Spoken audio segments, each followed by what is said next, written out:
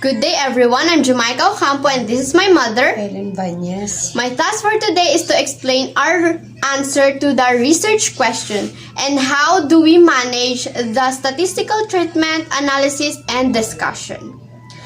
These are the answer to our research questions. The result revealed that the Golden Faith Academy Senior High School department consists of majority of grade 11 students. Most of the GFA SHS students belong in STEM strand, have an average monthly income of less than 10,000 and belong to the not broken family type.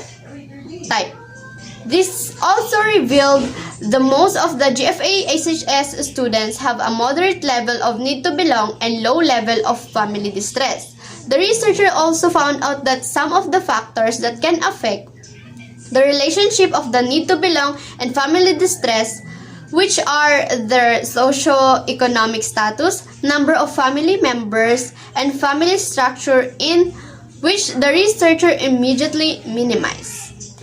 We manage the statistical treatment and the analysis. The researcher used Spearman row or Spearman's rank order correlation research design. This treatment is appropriate for ordinal data. This is also appropriate in finding the relationship between the two focus variables, which is level of need to belong and family distress. For the level of need to belong, the researcher used the Shapiro-Wilk test calculator. In homoscedasticity of the data, the researcher used Levin's test. The level of family distress, the researcher used the Shapiro-Wilk test calculator.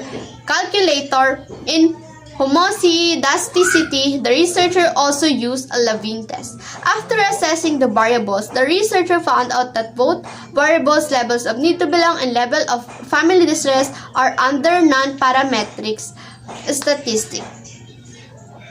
The discussion, the researcher were able to determine the student demographic profile by using the measure of central tendency, mode in which it tells what data often occurs from the data set. By that, the researcher were able to find out that majority of the senior high school students are in grade 11, are in STEM strand, have an average monthly income of 10,000 pesos, and belong to the not broken family type.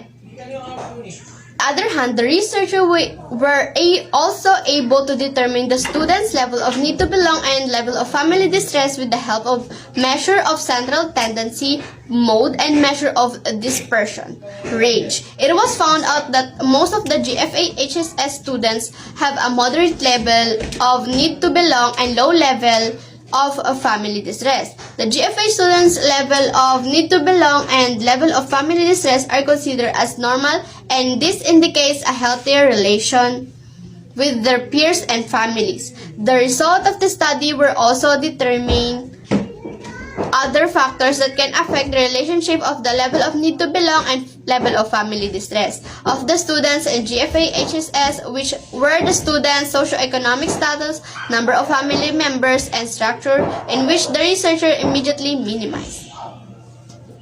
Is your study calculate accurately the data of the respondents answer the survey? Does the result of your study shows the answer you wanting and for your research question?